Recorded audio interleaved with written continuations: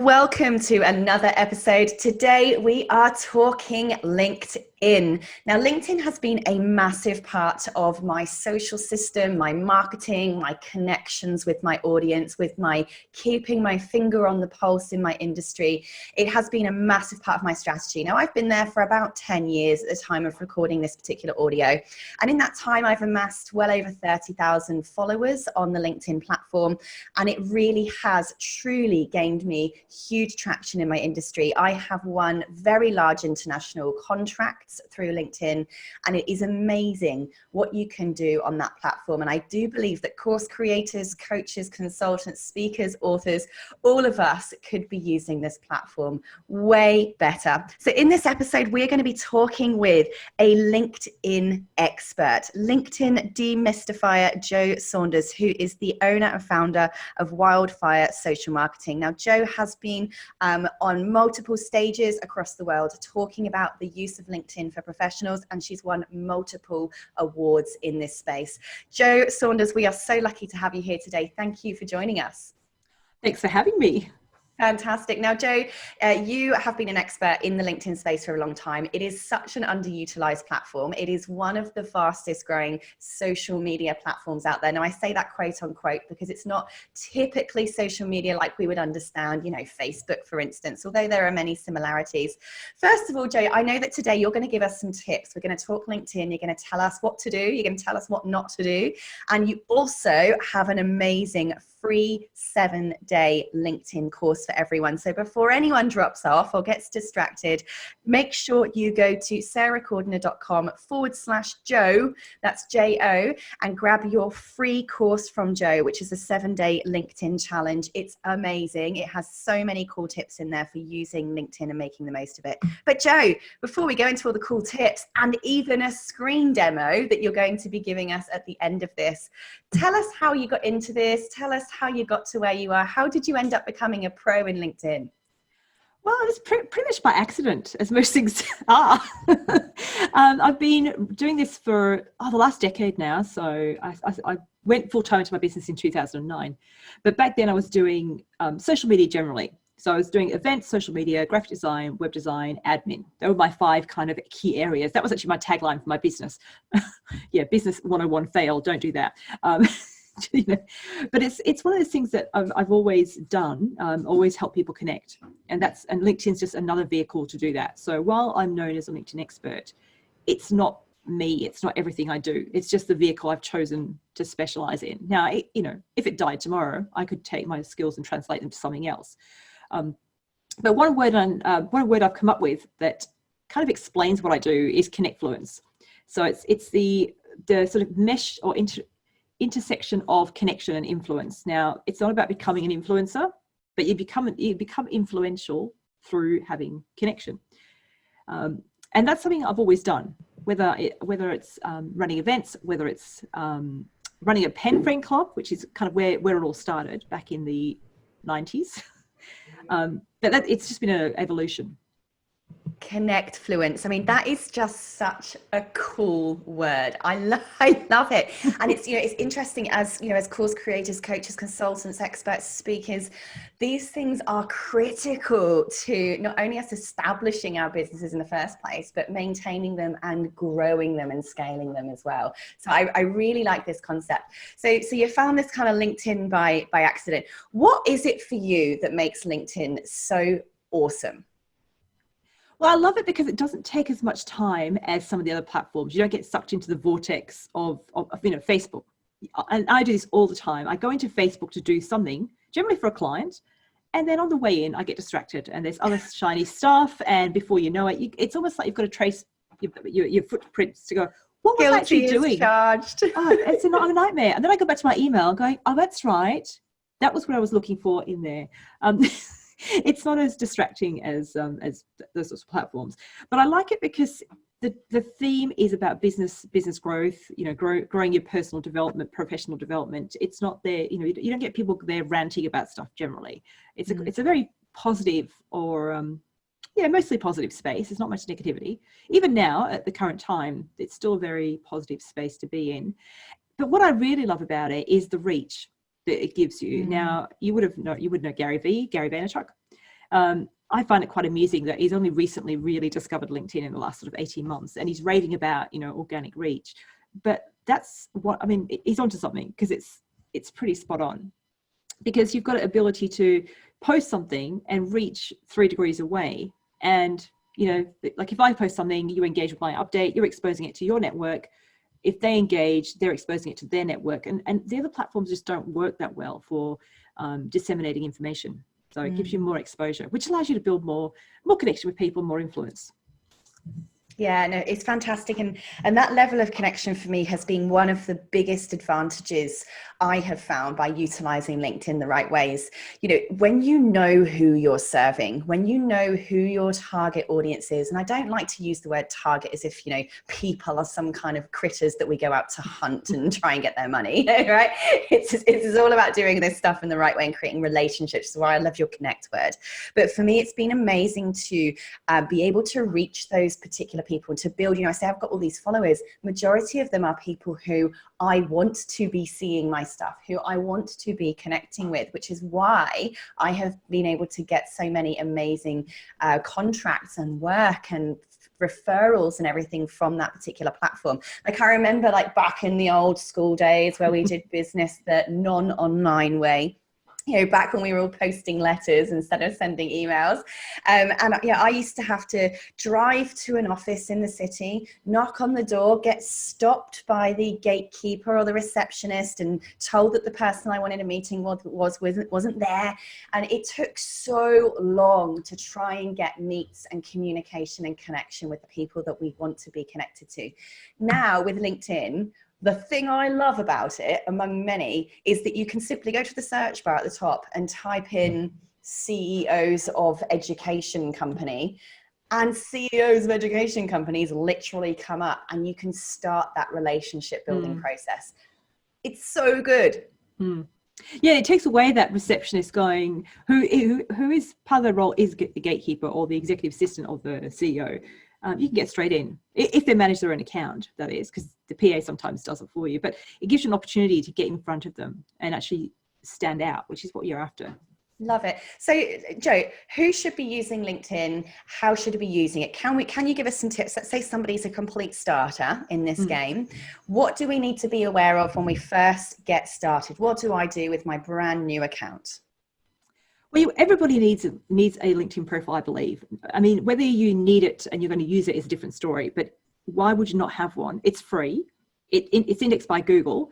It helps you rank for your name, and you can also rank for what you do. So it's just a no-brainer. You want to have an optimized profile with the right keywords and phrases throughout in terms of what your expertise is, what your course is that you're offering, what your business is, so that people can actually find you.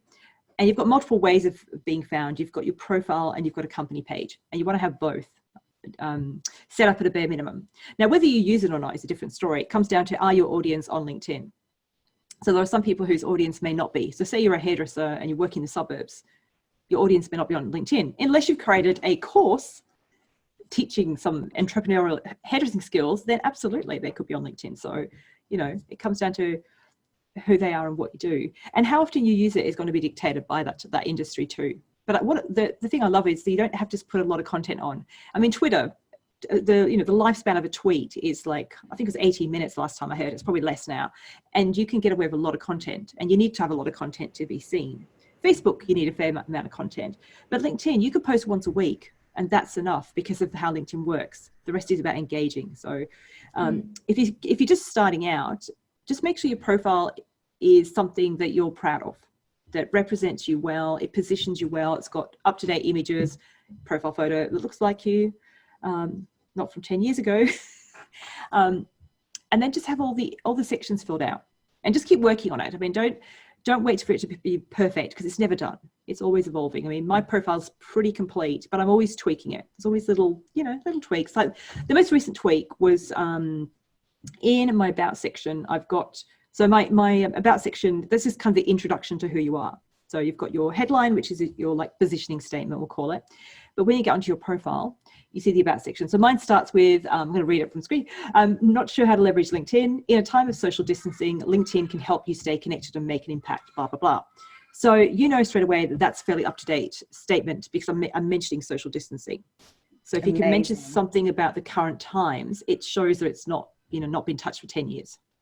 Yeah. That's amazing. So yeah, for those of you listening to this podcast, this recording later on down the line, we are in the midst of COVID right now, and that says currency and relevancy right there. Really, really good. Okay, so I create my new profile, update my pictures, I put my proper name in there, I put in some of my previous job history, I've made sure I've kind of got that little intro about me right, something current, says clearly what I do and how I can help people. What would I start doing next? So I've now got this profile, but I've got no connections, no following. Can you give me some tips there? So you want to start building, obviously, a network of connections. So start with the people you already know. So who do you know in this course creating community? So if you're a member of Sarah's group, for instance, there's probably people there that are on LinkedIn, and maybe do a post and say, who's on LinkedIn? Here's my brand new profile. I'd love to connect to you, and you'll find people will connect. But you also find LinkedIn will start suggesting people. Now, the more connections you have, let me rephrase that. The more relevant connections you have, the more relevant the suggestions are. But at the beginning, it's going to suggest people based on what it knows so far. So they might be a bit random. And this is why you want to connect to the only people that fit your target market, your ideal clients, or influencers of them. So that's one of the groups to connect to, people who know them. So people who are well connected on LinkedIn to people that you want to sell to. Maybe Sarah, maybe you're the person. So they might connect to you in order to access your network. And I don't mean to access your network in the sense of they go to your profile, go to your connections and connect to all those people. I mean, you can do that, but that's not really relationship building. I mean, because when you connect to somebody, you'll start seeing their updates in your feed. And as a nice way to get started, that's sort of less intimidating than creating your own content strategy, is to engage with someone else's content. So Sarah, say you're posting, 2 or 3 times a week, something really valuable, and I'm a new connection of yours. If I comment on your update, I'm essentially putting myself in front of your audience, but I'm also exposing you to my audience that's growing. So you're building together, which is Connectfluence. Connectfluence. Amazing, lovely. So and that's it. It's no spamming. I mean, that's really, really obvious. But in a bit like you would on Facebook, you're going to be commenting on other people's posts that you want to be connected with, whose audience you want to be in front of. So that really nice tips there. Now, what do we need to not do when, let's say, I want to reach out to old mate CEO of particular businesses, right? What can you give us some tips there of some great ways that I can reach out and connect to my target audience, and some absolute no-nos? Well, the big no-no is being spammy and salesy. So the worst thing you can do, even if it's someone you know, is to send them a connection request and try to pitch to them in the process of connecting, because that's the wrong time. I mean, pitching on LinkedIn is a challenge because it's not a sales platform, but it is. I mean, people don't like it when people jump in and start selling and promoting, because if all my content was about my workshops, my products, I'm not adding any value. I'm just saying, buy my stuff, buy my stuff, buy my stuff. And no one wants to hear that. So if you're connecting to someone, don't do that. And don't send a blank message, as in, if you see someone on LinkedIn, their profiles come up and you hit the connect button without personalizing it, don't do that, because firstly, they might not connect to you. Some people have that as a filter. If someone doesn't message me, then I'm not going to say yes. I'm a little bit more, nicer than that, because I know that a lot of people don't know how to do it, particularly on mobile. So you want to take the time to introduce yourself. And I don't mean, hi, I'm Joe, I'm the LinkedIn expert, you need my help, your profile's crap. Not that. I mean, look at their profile, find something to talk about. So if I look at your profile, Sarah, I might mention something about an achievement, something you've done, something you've shared, something I can relate to. Because if I talk about you, you're going to be interested, because now we're starting a conversation. I'm actually showing interest in you. So do your homework. Now, on a profile, there's a section called highlights, and it's only visible to the viewer. So I can't see highlights on my own profile because I'm me. But if I look at your profile, Sarah, I can see highlights and I can see everything we have in common. And it will tell me the people we have in common, the companies we might have in common, like if we worked somewhere or if we studied at the same place. So you can use that as a bit of a lead in. Or like I said, look at the profile and look for something particular. So look for an award win. Like if I've just won Edupreneur of the Year award, I don't know, is that still a thing? Are those awards still going? I haven't actually run one recently. I had to take some time out for my university position. Yes. But Joe Saunders, watch this space, because the Yes.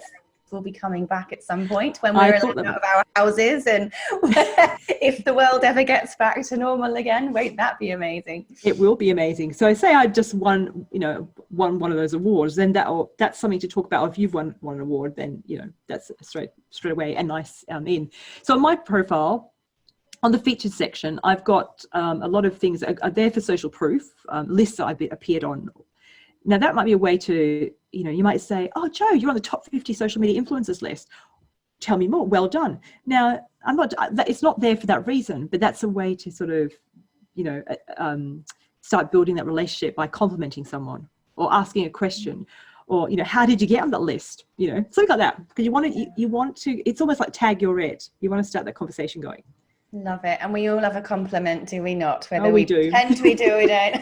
Chuck them at me. And now, but one thing not to do is, particularly if you're a male speaking to a female, and probably the other way around as well, is don't compliment someone on their eyes or their hair or their, it's just a bit creepy on LinkedIn. Don't call me babe or hun or... it's just, I have a name and it's not babe. No, I mean, that's like a whole, there's a whole progress in building a relationship, and you're just not there yet. It's like I am Joe, but my name's actually Joanne. No one calls me Joanne anymore. But if I had my profile said Joanne on it, which it used to, like over a decade ago, until I came out as Joe professionally, a whole story. But if you go and abbreviate someone's name, and their profile says their full name, but you don't know them well enough to do that, you've kind of jumped ahead as well. Even if you've heard someone else referred to, like if you're Sarah and I go, hi Sarah, how you going? And you go, oh, hang on a minute, that's too, I don't know if that's a thing, but that's too familiar. Like you've got to don't call Matthew and Matt on the first date unless he says it's okay. Right? Yeah, exactly. And people do that, and they're just and that's the one way to annoy people. Keep it not formal, keep it friendly, formal initially, and let someone, if you start see them signing off as Joe or off, whatever their abbreviated name is, then you it's okay to use it. Clearly, I'm okay with Joe because I'm out there. Joe's my name. Don't call me Joanne. One of the things that I love on LinkedIn for making those initial contacts, reaching out and saying hello, is the voice app feature on LinkedIn. Yeah. Incredible. So those of you who don't know this, I find this wonderful, and I really like it when people do it with me. If we're trying to connect in some way, is download the app on your phone. Let's say you go to send me a message, you can actually hold down a little microphone icon inside that messaging app and actually speak to me with your voice. It's wonderful. It's such a nice way to kind of bring that human element in. I've just had a cat jump down. I just sort of thought, what was that? For those of you listening to the podcast, my cat just did this epic jump down off the bookshelf. It was pretty good. Now, one of the things I always say to people, when we're talking about influence, we're talking about how do we get out to the world? How do we initially start building up an audience from scratch? Now, I love talking to this because I moved from the UK to Australia. I've actually run my business in a couple of countries, and I've had to do this a few times. And one thing I heard a long time ago, and I can't remember where I heard it from, but I took on this concept and this advice is, start by first of all making sure that all your friends know who you are and what you do and how you help them. Once they all know, then they're friends. Then move out into your street, your small town, then kind of your town's regional area or council area. Then move to the biggest city if you're outside of a city, or the whole city. Your whole job is to make sure everyone in your city knows who you are and how you help people and what you can do. Then move out to your state. Then start reaching the rest of the country, then start reaching out to the rest of the world. And I really implemented this when I was just getting off the ground. I'd moved to a brand new country, nobody knew me here, and I used LinkedIn in that way. So I went to that search bar, and the great thing about the search filters on LinkedIn is that you can search people not just by their occupation, you can also search them by their location. And so that's what I did. I was down in Perth at the time where you are, Joe, and I typed in, X job title, in Perth, connect.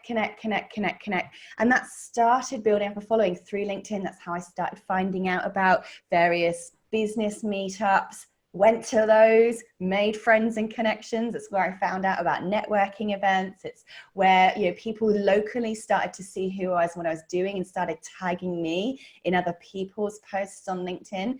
And that's really how it grows. And I think you've mentioned that before. Start by adding your friends. You then mentioned by LinkedIn will then start recommending other people who have those job descriptions in that location, and it starts to build up organically for you. Really, really cool stuff. So, all right, so I've created my profile, I've changed all my information, I've started reaching out and connecting with people and making connections. What other tips can you give us, Jo, to really help course creators get their expertise known and get, even, dare I word it, their courses known? Let's say they've got some new content, they've created an online course. How can I use LinkedIn in the right way to promote, share, and sell my courses using the LinkedIn platform? Well, if we just go back to the profile, then there's certain parts of the profile you want to make sure that your course is showing up. So in your headline, if that's your primary thing you want to lead with, make sure you mention it in your headline or your area of expertise. In the about section, make it part of your story. Talk about, where it came from, how it started, who it's for, that sort of stuff. And then in the experience section, and this is a big one, is to share a role about the course. Now, obviously, it's not a role. But when you add a job or a role to your profile, you can have up to 5 jobs for each company. And you think about, if you run a business, if you're in business and it's just you are wearing multiple hats. And I'm not talking about you're wearing marketing, you're wearing finance, not those sorts of hats, even though we all juggle many hats. It's more about, what do you want to be seen as? So, and you're very welcome to look at my profile, which is, just look for Jo Saunders. You'll find me with the blue hair. I've got a role for my 7-day LinkedIn challenge course, because I want that to be something that people see. So if people come across that, it's free. There's a link there to sign up straight away. So if you've got a free course as part of your funnel, put it up the top. And if you put it first, it will actually rank in Google as well, next to your name. So put that there. And then put in what else you do. Like, I do a lot of speaking, conference speaking, that sort of thing. So I've got a role as a speaker. I've got a role as a trainer and a role as a consultant, because they're 3 modes of delivery. And that way I've got 3 pieces of real estate on my profile where I can write about that particular thing. I've got 3 reasons to get recommendations from people, because you can only get 1 recommendation per person. But if you've come to my presentation, so I think you wrote me also recommendations, Sarah, ages ago when I did the presentation at professional speakers. Yeah. So if you write me a recommendation for that thing, but then later down the track, maybe I'm doing some consulting for your clients and you want to recommend me, you can't, unless I've got a secondary role. And then you might write me a recommendation for my actual course. So that's a bit of a hack to get around that. If you're smart. I have not come across that before. I did not know that you could have up to 5 roles in your one particular business. That is a wicked tip. Thank you very much. So have a look at my profile to see what I've done. So I've actually got 2 businesses that I'm running. So there's my business, Wildfire Social Marketing, which is where most of my products and services live. But then I've also got a business under my own name, so Jo Saunders, because I'm launching. Well, I've got a website, but I'm tweaking it at the moment. It needs a bit of work. So Jo Saunders is the brand, because that's me as a speaker. So I've got the two things separate, just to give that differentiation as to what things are. And also then I could have 5 roles under each company if I really wanted to. So yeah. Brilliant. And I really love that tip there of putting your course actually in the top of your profile. Now, and we are going to do a video demo. So Jo's going to actually show us shortly how to do that for those people who want to go and click onto the video tutorial there, because so often we put our roles, we put our business, but we forget to tell people how we can help them. Okay, I help people create online courses. How? Oh, here's my course, how to create online courses. And we miss this opportunity. I see course creators do it all of the time. Facebook can be used in a similar way. We all have bios and about us's on Facebook. You can put the links to your courses in those too. So I think that's a really, really cool takeaway tip. Everybody, as soon as you finish listening to this episode, go and do that. Okay, so before we move on over into the video demo section of today's episode, Jo, do you have any closing pieces of advice for course creators for effectively growing their LinkedIn profile to establish that expertise that they have and get the courses? Well, the one thing I haven't mentioned is content. So you do want to share content, but rather than going buy my stuff content, here's an image of my course, here's all the 5 things you're going to get from my course, and buy my stuff, here's a link, and here's the amount or the discount, whatever, the special. Don't do that, because people are just going to, unless they really want that thing, they're just going to go, oh, salesy, and move on. And then if people don't engage with your content, LinkedIn then are thinking, hang on, this person's not really building, sharing content that's useful. So to use content to tell stories and inadvertently share your stuff. So if you can share an image of something to do with the outcome or some analogy that you can refer back to your course. So for instance, I do a lot of speaking and I want to get booked and paid to speak. But if I just have a photo of me on stage and then, you can book me for blah, blah, blah, blah, blah, people don't care. So what I tend to do is tell a story about something or a how to post, how to do this. But the image is me on stage. So I'm subconsciously saying, this is what I do. So yeah, tell stories or share information. Now there's 3 types of content on well, not on LinkedIn, but anywhere. I like to work with patterns. So you've got educational content, easy, how to. People love how to. And even sharing the how to content that's covered in your course, people aren't necessarily going to implement it firstly, but also it helps you prove yourself that you know your stuff. So how to content. So educational content. Then you've got the enlightening content, the stuff that you're inspiring people to think differently or do differently. And then you've got entertaining content. Now, if you can do all 3 in one post, you're onto a winner. So if you can be quite funny, like I'm accidentally funny, I think sometimes I'm just a bit of a dag and I'll say stupid things. Maybe you can do accents or something, or maybe you want to create a character, put on a wig and, whatever you want to do. I have a friend of mine or a colleague in the US, Andrea Val, she's a Facebook marketing expert. She used to have a character called Grandma Mary or something. Yeah, Grandma Mary. She put on a wig and she created this character where she was asking stupid questions about Facebook. That people, not I'll say a stupid question, but obviously because she knows them. And then she sort of replied to her grandma. It was quite funny because she does a lot of improv and acting.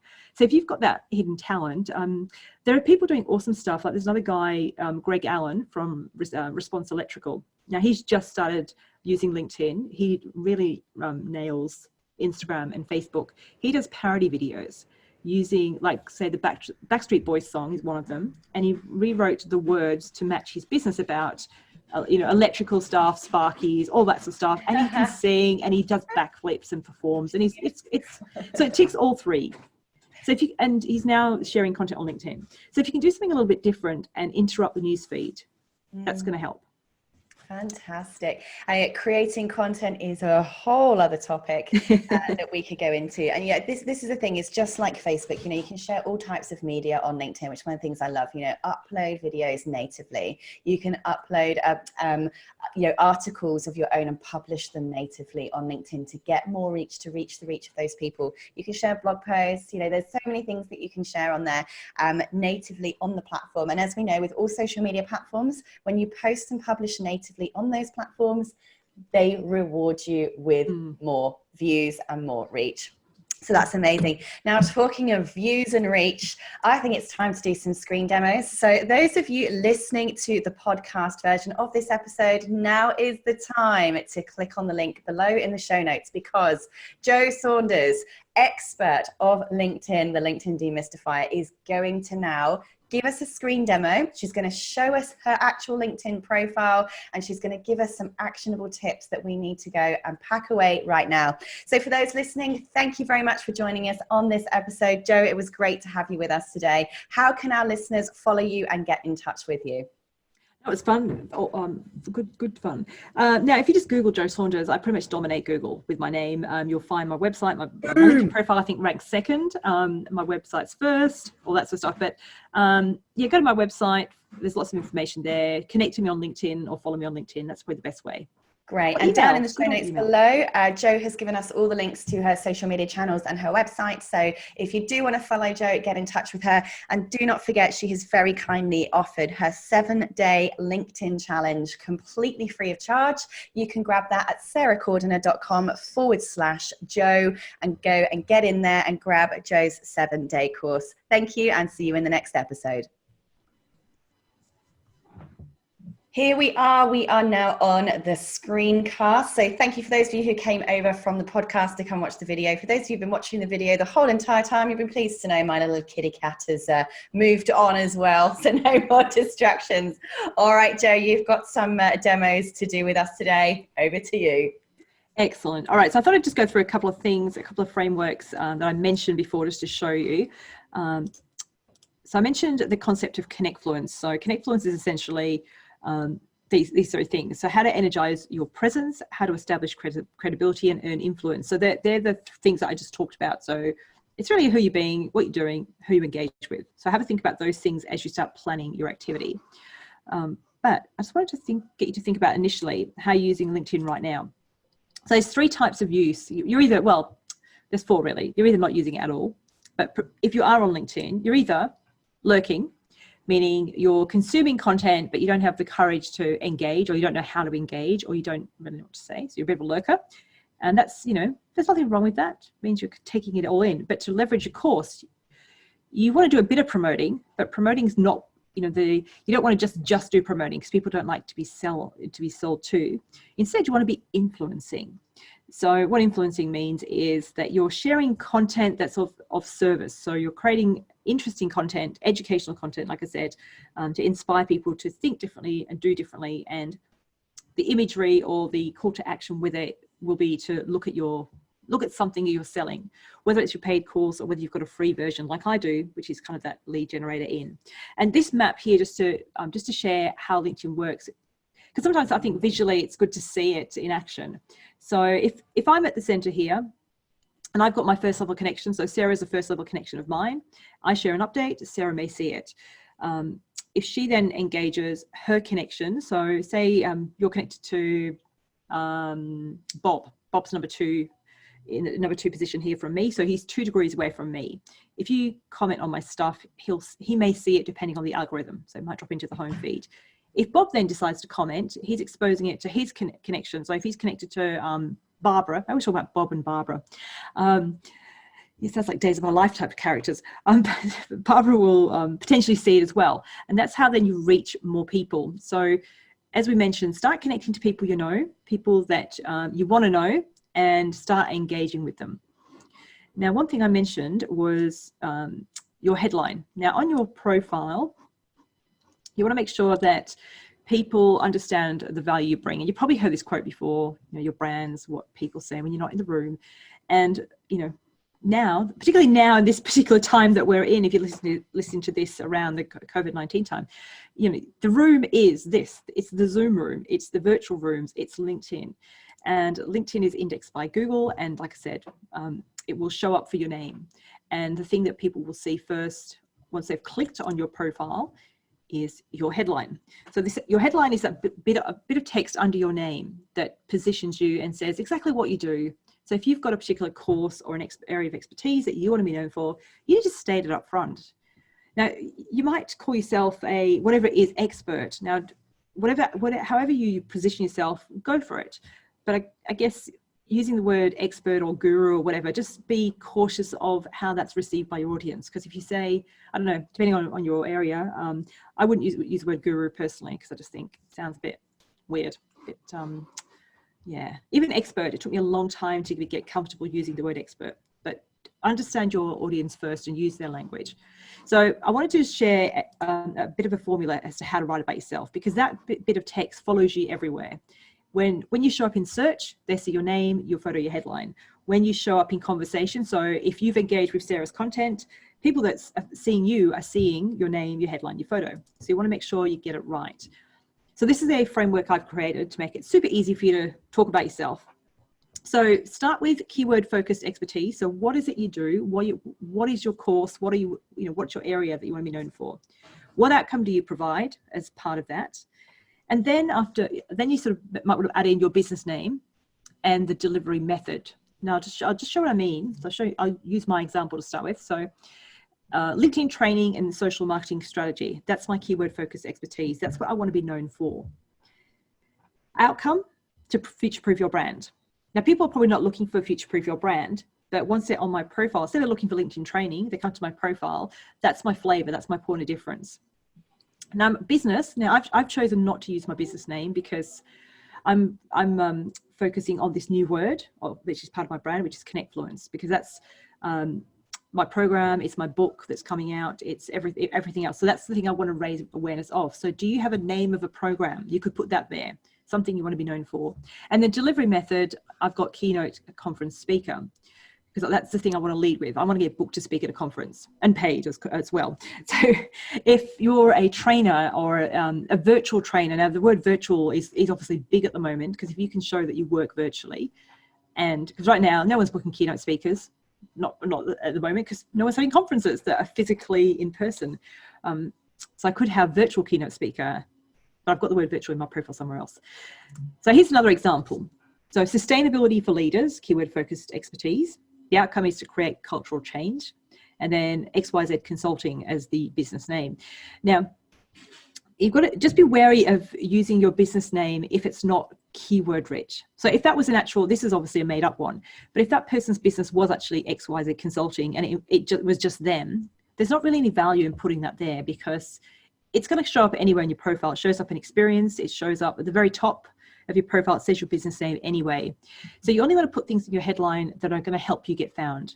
But if you've got a business name that's got keywords in it and you want to raise brand awareness for your business, then absolutely put it in there. But you might be better placed to put in the name of your signature course or your signature program. I would put that there personally. So yeah, and how you deliver might be important. So I just want to share that to show what's important. Now, with the whole profile, I've got courses, online courses, and I use Thinkific as my platform. I love Thinkific. So I've got courses on profile building, on company pages, on networking, all the different components of LinkedIn I've created courses for. And one thing I always include, and I do this when I'm speaking, I give away my LinkedIn profile blueprint, which shows how to actually build your profile. So if you do want a copy of that, just message me on LinkedIn and I'll send it to you. But it's part of, it's sort of my, well, I've got my 7-day challenge course. This is another way of me getting in front of people with a piece of educational content. It's got my branding all over it, for people to give it a go themselves. And often they need some help. So that's, often they come to me for that. Now I'm just going to switch screens over just to show that in action. Where are we going? Which one am I going to? I'm going to go to that one. Love technology. Get rid of that. So I'm just looking at my slides here, so we'll get moved. Hopefully you can just see my profile. Yep. Is that all working? Good. So on the profile, you've got the background image. Now, something else I wanted to quickly mention is create a background image that brands you really well. Now you can see on mine, there's 4 different photos. I've used I've used Canva to create this. Now there is no template for this particular size. You have to plug in the dimensions and then create it yourself, but it's quite simple to do. But what you can see here is I changed my hair color a fair bit. Those slides I've got red. I've usually got blues where I sit with, but often I'll have red hair. So, or orange or pink or purple. So I've got a range of photos with different hair colors just to show that I'm a vibrant kind of person, just in case you get the different color. But it shows me speaking on stage. It shows me with an audience. I've got a YouTube channel. So for you, maybe you want to have photos of you doing different things. Are you doing coaching? Are you doing consulting? Are you speaking on stage? Are you speaking virtually? Is there a photo of you in your office with your podcast mic ready to go? So get creative. And then I've got all these logos in here, which are all different parts of my brand. The only one that's not there is Connect Fluence, which will be coming soon. But you can see I've got my Get Good, I'll Get Off, my book and online program, which is up there as well. LinkedIn Local, which is an event, then my brand, my personal brand for speaking, my business brand, and my YouTube channel. So you can put all that there, so you can say a lot quickly. So you want to create something that brands you well, because it's, you've got seconds to make that first impression, and that only shows up when people come to your actual profile. Headline, you can see here it is, ready to go. You've got the About section, which is your opening introduction to who you are, and as I mentioned in the podcast, I've got there, in a time of social distancing, LinkedIn can help you stay connected. So I've made sure it's hyper relevant, it's hyper current. So how can you do that, in your business? Is there something you can say referencing how you're working right now? And then of course, as things move, make sure that you change it as we're not social distancing. Otherwise, if that's there in 5 years' time, it's going to look a bit weird. Now, the other thing I mentioned, I do hope we're not social distancing in 2020. What were you in 2025? No, we don't want that. Now, I mentioned the featured section, looking for credibility. So you can put pieces here to establish who you are, but also say you're starting your business and you haven't got a lot of credibility pieces yet because you're still building those things. then here, put your course. If you've got a free course, like I could put my 7-day LinkedIn challenge right here up front and center, so people can click straight on it and go to your course. So feature things that are relevant to you. Now this section is very new. It's only been out a couple of months now, and allows you to, if you click the pencil here, you can pick what you want to feature. Now you don't just feature links to videos or PDF documents. You can feature a post. That's new. So if you posted something on LinkedIn and it got a lot of traction, you can feature that. Why not? Now, the other thing I mentioned before I wanted to show you was in the experience section, separating your role up into multiple things. So if you're wearing multiple hats. So you can see at the very top here, I've got a role as 7-day LinkedIn challenge. Now, obviously that's not my role, but I'm just getting creative with it. So you could create a role for every course that you run. If you can have up to 5. So if you've got 5 sort of ones you want to focus on, put them all there and have a description about each course, have a link to it, and have some media. And the media could be a link, like there's a 7-day LinkedIn challenge link. That's a blog about it. So you can have different pieces of content. Maybe you've got some videos about it. So you can pop all those in there. So I've got under this particular company page, which is my Joe Saunders one, I've got the 7-day LinkedIn challenge. I've got LinkedIn trainer and keynote speaker. So each one, like I said, is a different role, written differently, different media, and I can also have recommendations for each. And then if I scroll down, I've got Connect Fluence Coach there as well as my new thing. And then under my Wildfire brand, I've got other things as well. So put your courses up there and put your expertise. I love that you've also got on there interview guest. That was, yes. I love how creatively you use this. You've almost turned it into your own little website.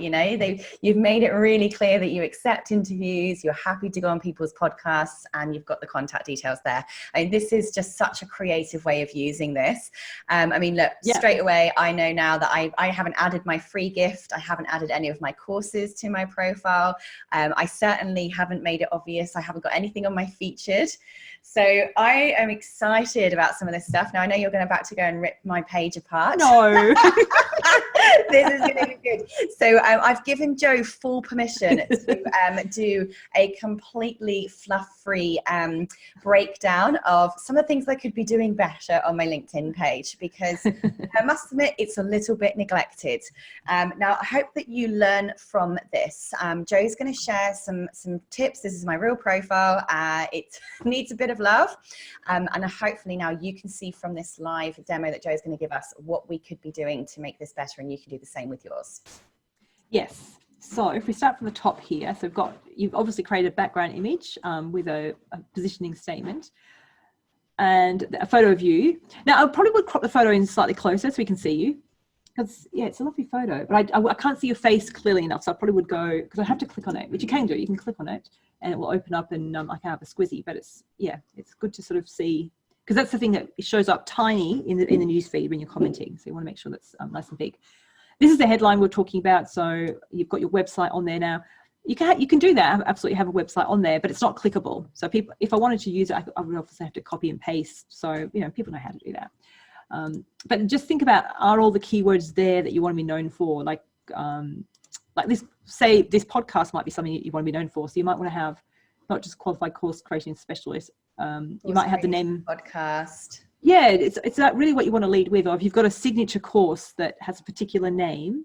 My concept course, yeah. Yeah, so putting those things there. But keeping, like if I use the word Connect Fluence in mine, no one's using for that. No one's looking for it. It's a made up word. And I Googled it. No one's using it at all. So that's why I grabbed it. But if I really anchored on one word, like I guess the word edupreneur is a little bit that way, because you've created that, didn't you? Pretty much. A long time ago, yeah. There were 2 people using it on LinkedIn, and now there are thousands of people using it. It's really cool. Yeah. So if you've got a word that you've created that's become a thing, like social distancing, who knew that was a thing? I mean, I don't like that term, to be honest. I like physical distancing, because we're not social distancing. This is social. It's still anyway. But if you're using a term that people don't know, well, it might, like Connect Fluence makes sense when I use the word and people are, oh, that's really cool, I understand it, but they're not looking for it. So in terms of keywords and searchability, it's not useful. Same with the LinkedIn Demystifier. That was something I'm known as, but people aren't looking for me unless they know me. So make sure that's right. Now, if I keep scrolling down, we've got the About section. Okay, so here's a big improvement you can make. Don't start with you. So think about the problem that your ideal clients have, because you want to inspire them to click on and see more. So think about, what problem your clients have that you can articulate really well, and then go on to tell, how credible, the credibility, the story, all those sorts of pieces. So I've got a 7-step framework for writing this section that's in my profile blueprint that you can follow. Amazing. So in our about sections, we start with our client's problem or challenge or frustration. Great. Okay. Good. Yes. Now the other one, and I can see here, you've said Sarah completed it. Do you talk about yourself in third person when like, I haven't heard you talk about yourself in third person during this conversation. So I'm gonna guess the answer is no. So on LinkedIn, it's best to write in the first person, because it write as if you're speaking to an actual person. So if you know who your ideal client is, speak with them in mind, because that way whoever's reading it will connect to you, rather than it sounding like someone else has written it, because otherwise it sounds like you're not there. So why would I engage with you if you're not there? A lot of CEOs do this because someone else, and it may be their PA's written it for them, or they've grabbed the information from their website because it sounds really awesome. But it's better if you just spin it into your voice, because that's your differentiator. Amazing. So talk to our clients. Great. Yes. And also, let me have a look here. You've got the featured section now. So if I look at this one here, this second image, it's a bit blurry. So I'd be looking at, because obviously that's a link to your website, it's picking up an image, maybe it's quite a small image and it's blown it up. So it might be, you might want to link to a particular page on your website with an image that's really vibrant, that's going to fill up the space. So it might just be being clever, or checking a website feature image and just seeing what it is. In case it's the wrong one. But this is great. What you've got here, join today, because you're focusing on your academy. So if that's the signature thing you want to promote, brilliant. And you can have more than 2, because it's like a carousel. So keep going. So they're quite big right now, and they'll get smaller as you add. But so for course creators, we could perhaps feature all of our different courses. Absolutely. Yeah, perfect. Because that way, when you're speaking to someone, you can say, go to my profile and all my courses are there, and it's right at the top. Because before, you'd tell people to go to your contact info, and there's 3. I'll just have a look, see what you've got. You've got 3 places for websites, so you can put your courses there. But most people are not going to go there initially. They're going to scroll down your profile. So so it's much better to have it down there. And yours is actually missing your phone number, just saying, in your contact info. I'm not sure if that's strategic, but that's on purpose. Okay, fair enough. only you close friends have that one, I'm afraid. Now keep in mind, when you add your phone number and your email address to your contact info, it's only seen by default by your first level connections. Now, I know you've got quite a big network, Sarah, so you've probably connected 30,000 of them that I don't want ringing me. Yeah, exactly. So if you've got that sort of open strategy, you may not necessarily know the people you're connected to. You might not want them to ring you. But if you're a little bit more particular about who you connect to, like you're only connecting to your target clients or people you know, then you might not mind them. Now I sit somewhere in between. I've got a fairly decent sized network, but I don't connect to everybody, and so I only accept probably about 2/3 of the connection requests on. I think it depends on how you're using it, doesn't it? Because my perspective is from my opinion, none of them are wrong. I just kind of go, the reason why I'm on these platforms is to be found as much as possible, and the more people I'm connected with, the more chances of further connections there are. So absolutely, that's my personal strategy. I'm not saying to anyone listening that that's the right way of doing it. Everyone uses this in different ways, and all of the ways you choose to use them are absolutely fine. That's right. But it's understanding why you make the choices, and if you understand why. Now, one thing I just want to mention while we're talking about that is one thing I've done, because with your connections, you can only have 30,000 connections. See, my dog's super excited about this. She loves connecting. So once you hit 30,000 connections, I'm not sure if you're there yet, Sarah, you're full, and you've got to remove people to allow people in, and that's a pain.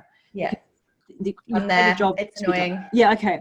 So what I've done, because I don't want to have that problem, but I want people to follow me. So I have actually made the connect button. Now I can't see it on your profile because we're already connected, but where it's got message. It's follow now. So you make it, it's follow. If you hit 30,000, it's follow. People can only follow you. But then if you've got an ideal client you want in your network, and there are benefits to that. So if you're starting out right now, one thing I would recommend is considering changing it to follow. Once, not at the very beginning, because you want to encourage people to connect to you, but once you get to a nice sweet spot of you want to make it a little bit more difficult, you're adding a little step. So people who come to my profile, they'll see follow and they can follow me, but then they can always connect by going to more, and the connect's always down here anyway. Now, when I'm doing a lot of conference speaking, that's when I get a lot of new connections, and I actually want them to connect to me then, but I'm telling them how to do it anyway. So, you know, it just means that I don't need to wade through all the incoming connection requests from people that aren't relevant. I don't mind them subscribing to me because I want them to see my stuff, but I don't want necessarily them in my network. I don't want to see their stuff. Now, I know that this might change over time, but at the present time, is there a limit to the amount of people that can follow you? So there's a limit, by the way, people, so those of you listening, there's a limit of 30,000 people that you can be connected with on the free plan, but to follow you, is there a limit? Well, actually, that just to correct, the 30,000 limit is across any plan. Doesn't matter if you've got free or paid. It's 30,000. It's just the free plan. No. I've got premium and I've still got 30,000 my limit. That's what I'm saying. You don't want to hit 30,000. A colleague of mine, she's a LinkedIn specialist. Her goal initially was to get that, get the massive network. And she's now got a VA that her job is to remove people, to let people in when she does a lot of conference speaking. So she's always getting people that she wants to connect to. So it's a bit of a pain. And that's why at some point you get to a tipping point almost. So you might leave it until you get to 500 or 1,000 or whatever your number is, and then change it to follow. Because then there's no barrier to follow as well. If I hit follow, just like on Twitter, anybody can follow you, and you want that. And that's how I've grown my followers, because every time I do a webinar, every time I do a podcast, people naturally go to my profile and follow me because it's there. But the smart people, or the people that have been listening to what I've said, if I've shared that tip, is they'll go to more and connect to me, and then send me a message saying, hi, loved your interview on Bob. So a tip here is, if you want to connect to me today, go to my profile, go to more. Now I can't show you on my profile because obviously I'm logged into my own, but on my profile, you go here, and where it's got follow, it would say unfollow, it would say follow, and connect. So hit the connect button and then say, I loved your interview with Sarah, so I know where to place you. Because if you send that blanket message, I don't know where you're coming from. And I'm probably going to leave you on my list because I've got quite a few hundred people pending at the moment. But if I've got a message and it says something specific that I can relate to right now, I'm going to go, oh yeah, cool. So you jump the queue. It's like being a nightclub. You jump the queue. I'm the bouncer. That's it. Love it. Yeah. All So right. We're running out of time, so let's do a couple more tips. What can people do to look good? Let's see what we can look at on here. All right. So another one that's missing straight away. See these grey boxes next to your page, your company page? It means you either haven't got a company page or it's not connected to your profile. So company page is a separate thing you set up. You simply go to the work menu and down the very bottom, create company page and follow the prompts. And then it will show up on under manage, you'll see that your company page is there. And then you go back to your profile and you connect them together. And then what it means is your logo will show up there for your page. So if I click on this now, it's going to take me to search results, and I might lose you. I might lose that connection and find someone else that's similar. So make sure you connect it to your company page. And also, while you've got your role, you've got both those roles, think about, once again, what are people looking for? So I would put in there, as well as putting your position in your organization, I would start with the problem you solve, or the leading things. So, but under main training, you might, like I said, separate it up into, course creator, edupreneur, academy, all the different things you do. Because then CEO doesn't actually matter, because no one's looking for CEO unless you're looking for a CEO, if you know what I mean. But like if you've got a large organization, you're the CEO, that's really important because that's where you rank. But if you're running a business for yourself, if you are an entrepreneur, it doesn't really matter that you're the CEO of your company. That's why I'm saying I don't call myself a director or anything. I call myself the problem I solve rather than the position. Great tip. All right, so I'll keep scrolling down. So we've covered that. Then you've got education, obviously, anything up to date that you've done. Any particular licenses, certifications that are relevant. Now, skills are important, not so much for endorsements, because endorsements are, well, here or there, but you want to have these 3 skills at the top as the most important things. So whatever your leading course is, whatever you want to be known for, make sure the skills match that. So mine are all LinkedIn skills. If I'm really focusing on speaking, I might have a speaking related skill or a training skill there. So just make sure that matches. So employee training, is that something you want to attract more of? It used to be, but not so much at this present time at the moment. So think about right now, what is it you want to be known for? And it might be people, and it might be something to do with edupreneur, because you can make up words here as well. It doesn't have to be what LinkedIn suggests. You can put anything in. So edupreneur, I was going to say just online course creation for me. Yeah. Yeah, all that sort of stuff. Make sure it's all there. Yeah. Now here's an area that's letting you down, Sarah. And I'm going to fix this, actually. I can help towards fixing it. You've got one recommendation. I know. I used to have quite a few, and I deleted them all because I got a job at university and they asked me to remove my public profile, and I went and deleted everything. Now, did you know that you could hide them from public view? You didn't have to delete them. I know. Oh, I was going to say, because that doesn't sound like you, because, you know. So one thing you can actually, viewers can do to help Sarah is write her a recommendation. She'd love that. Would be great. And make it relevant about, like this one here is highly relevant right now, Edupreneur Queen, blah, blah, blah. So use the words that relate to Sarah's brand. Now here's a bit of a ninja tip. If you're writing a recommendation for someone, you can also talk about yourself, but in a very non-salesy way. So I might say, as a LinkedIn expert, educating my audience is really important. I've learned so much from Sarah, blah, blah, blah, blah. So what I'm doing is I'm starting with me, who I am, and how it relates to what Sarah does. So it's a little bit cheeky, but you know, it works well. So I teach people to do that on my profile. So there's the odd few that, you know, as a photographer, personal brand is blah, blah, blah. So, you know, LinkedIn's blah, blah, blah. Yeah, that can work really well. Yeah. And then you've got your accomplishments, which you can go through and add more things in there, like putting in any extra courses. Actually, that's a place to list all your courses too. You know, not everybody's going to go down the bottom of your profile, but it's good to have that info there. Now, the one thing I want to finish with is activity. So activity, this panel here shows all the activity that, so any content you've shared, any content you've engaged with, or any articles that you've written. And I use this to find out a little bit more about someone. So if you're looking to build a relationship with someone, as I said in the audio, when you connect to someone, look for things in common. That's cool. That's a cool graphic. See, lots of really vibrant, grabs my attention. So I look here for information. So I might see this and go, oh, that's really interesting. So when I'm connecting, then I might mention this. Go, I love your graphic. This, you know, I love, you know, well done on all your courses, blah, blah, blah. Or thanks for sharing the free courses. They were awesome. So articles are your long blog posts that you can publish directly on LinkedIn. And I recommend doing that probably once a month is enough these days, because they don't get a lot of visibility in LinkedIn, but they are indexed by Google and they're good authority pieces. So if you're publishing a lot of blogs already, repurpose them here. If you've got podcasts, I tend to do mine weekly. Yeah, cool. And again, I had loads and I deleted them all when I was asked to remove my public profile in a job. So I feel like I'm having to start from scratch a little bit. But that's actually not a bad thing, you know, because no one's going to read the old stuff anyway, because it's way down the bottom. You could just, I'm presuming you've got them stored somewhere, hard drive, just republish them and refresh them to make them modern, new piece of content. Then you got posts, which are where the stuff that drops into the home feed. And when you share an article, you need to write a post to publish, to promote the article as well. So the posts are where the value is. And this is where you want to be sharing information that's useful, educational content, sharing stories. I shared a photo last week of me baking, well, not me, but the muffins, the cheesecakes. I made some mini cheesecakes, took a photo. Now, I don't normally share food photos on LinkedIn. It's just so not what it's for. But I use the analogy because I didn't follow the instructions. I adapted it to make it my own. And I use the analogy to talk about how you should, you know, when do you do that in business? So that's where, and that worked quite well. People quite liked it because it was different. So if you can interrupt the newsfeed with something different and an image that doesn't quite match, that you can use as an anchor for your story. So yeah, bright visuals, branded visuals that show up. So you can see things where you can see your face.